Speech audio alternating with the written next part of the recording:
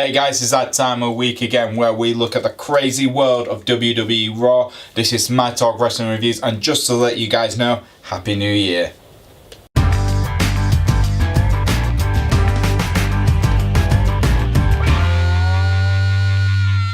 So we started off the show with Kurt Angle announcing the rules for the Women's Royal Rumble match, and it is pretty much exactly the same rules than what the men have, and I won't lie, I was kind of happy with this decision because one, it means we'll possibly get call-ups for NXT stars, Mae Young Classic competitors who came, and legends like hopefully Trish and Lita returning, and Beth Phoenix. I would love to see those three women back in the ring. And that was kind of exciting. I was like, oh my god, this is really good news. And that was a positive, that was a yes, that was a hell yes from me. And then we got a first no for the night, where we had him interrupted by the Bar, Cesaro and Sheamus, pretty much stating that Kurt Angle used his influence as general manager to allow his son Jason Jordan and Seth Rollins to get a title match when they didn't deserve one, and that they want a rematch tonight.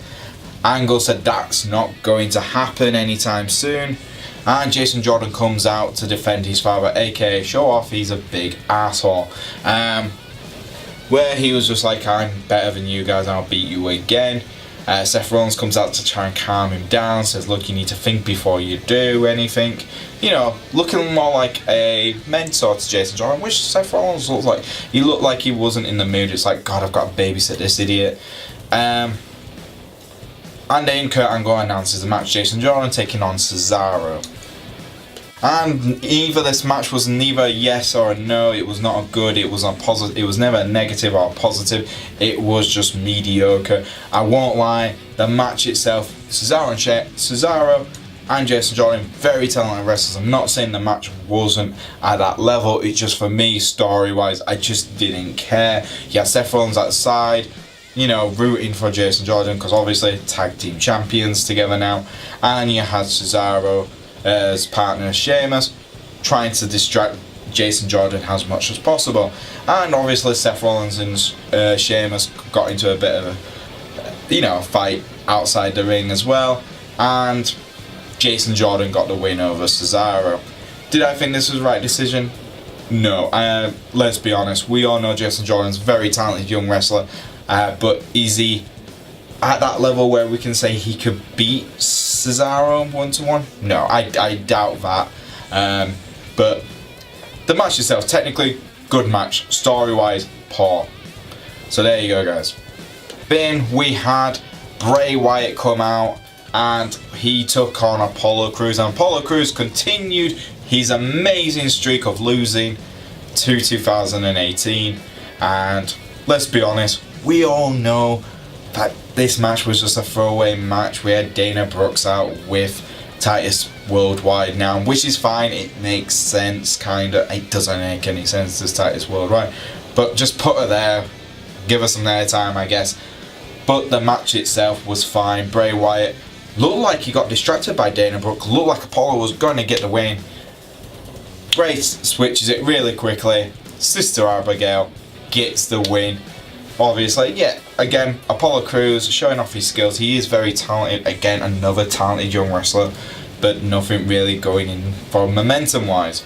And let's be honest, we were all shouting delete. The fans were shouting delete because we knew that either Matt Hardy was going to turn up or he was going to be on the jumbo screen. And he was on the jumbo screen, and I'm not going to lie, I still really like this woken Matt Hardy gimmick. I think this is very much exciting feud, and I think it is possibly one of the better feuds on WWE Raw as we speak. So it's a positive for the Matt Hardy spits, with Bray Wyatt looking very confused, which is great because it's usually the other way around.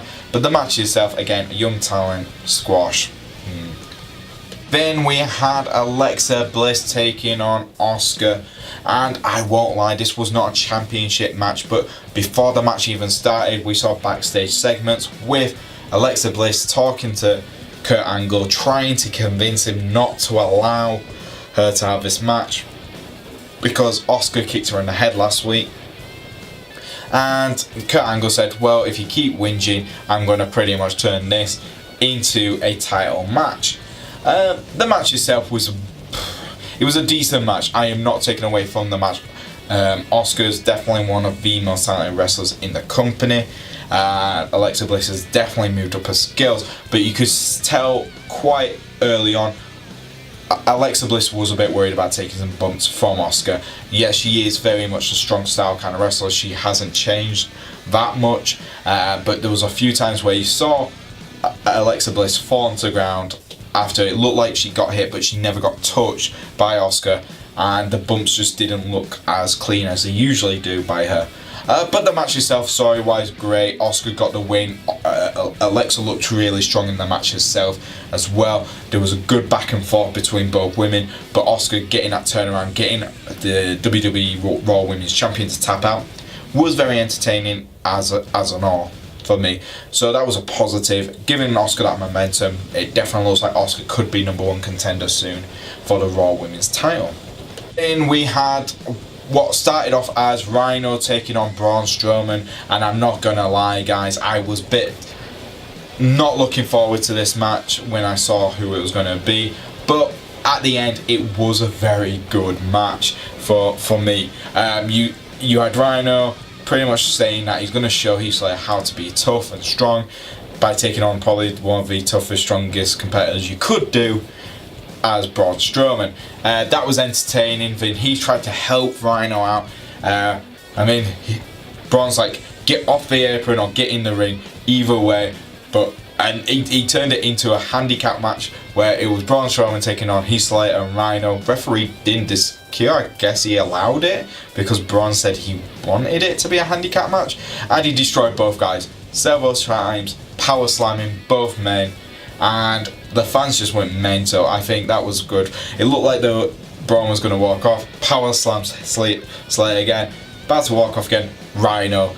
Power slams Rhino. It was good fun. And the match itself was quick. Unfortunately for me, it's also a little bit of a shame because I am a big fan of Rhino and Heath Slater, and I don't really want to see him get squashed. Again, these are wrestlers I'm watching seeing and get squashed. I think got the ability, got the talent, but not being used. Heath Slater and Rhino have for me, I still have that bit of a charm to them, and I hope they do start actually getting some momentum towards them.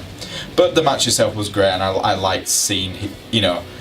But after the match, we saw Kane come up to Braun Strowman and said, look, we have an opportunity here. If we work together, we could take out Brock Lesnar and fight each other out for the Universal title.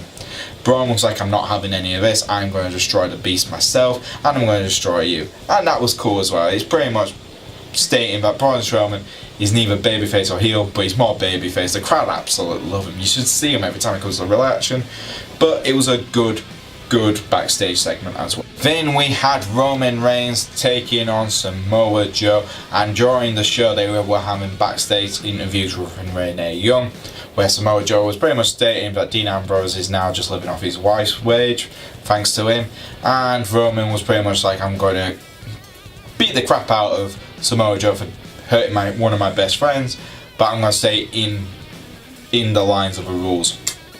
But the match itself, I'm not going to lie, this wasn't their best match. For me, it just felt a little bit short. There were parts where you just felt they could have waited a little bit longer for this type of match.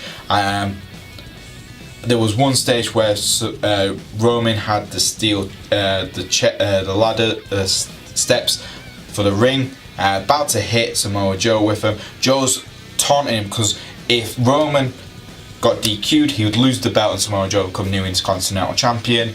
But no, he backs off. Both men were, again, they have good matches. I'm not saying it wasn't a good match. I'm just saying I've already seen this kind of match between the two guys quite often recently. And Roman gets the win with the spear. Of course he does. The fans were neither happy or surprised, really. They were kind of like, Roman wins, spear. Samoa Joe, talented guy, really over with the crowds for a heel.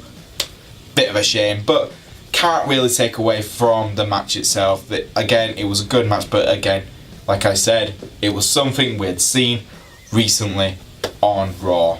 Then we had Gulak and Daivari come out and read a statement from Enzo Amore, who was supposed to have a Cruiserweight Championship match back on Raw, but unfortunately because of illness he could not make it.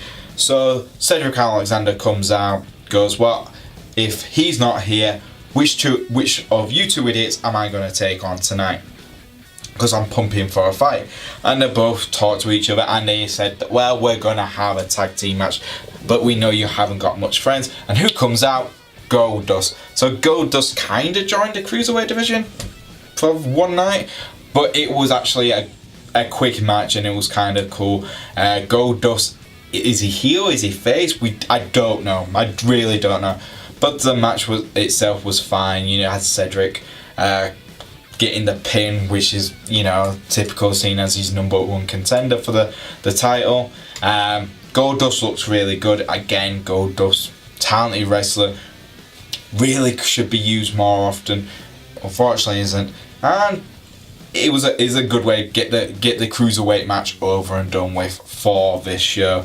So I'm not too angry, not too sad. It's just, let's get the Cruiserweight match over with. Then we had probably the best thing to happen on Raw last night.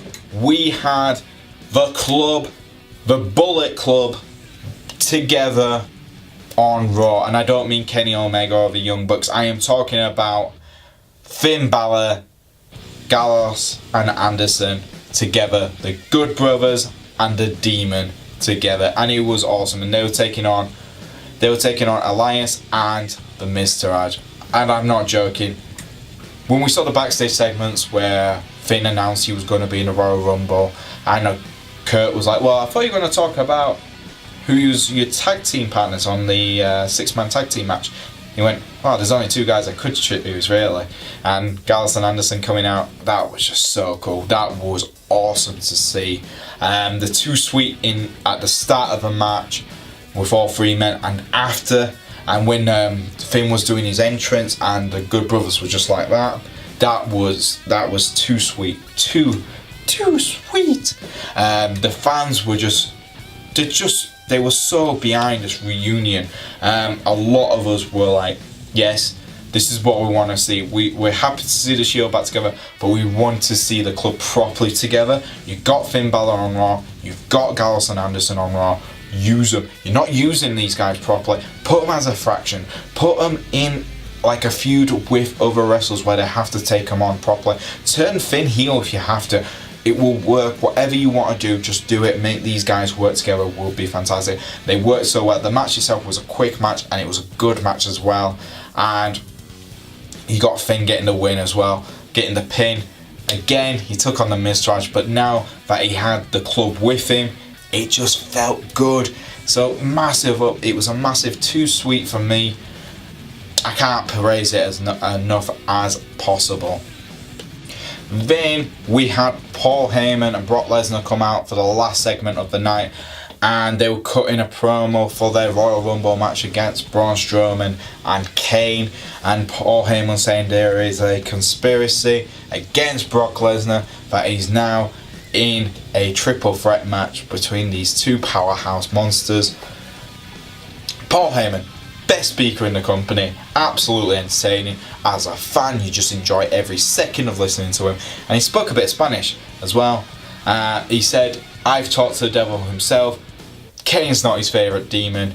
The Beast is his favourite. And I thought that was quite cool. And he said that in Spanish as well, which was even cooler. And then he was interrupted by Kane, who comes out, and him and Brock Lesnar stare each other down, and Brock Lesnar gets choke slammed by Kane. Pretty awesome. Then Brock Lesnar does the rise which Kane and the Undertaker do, and starts laughing.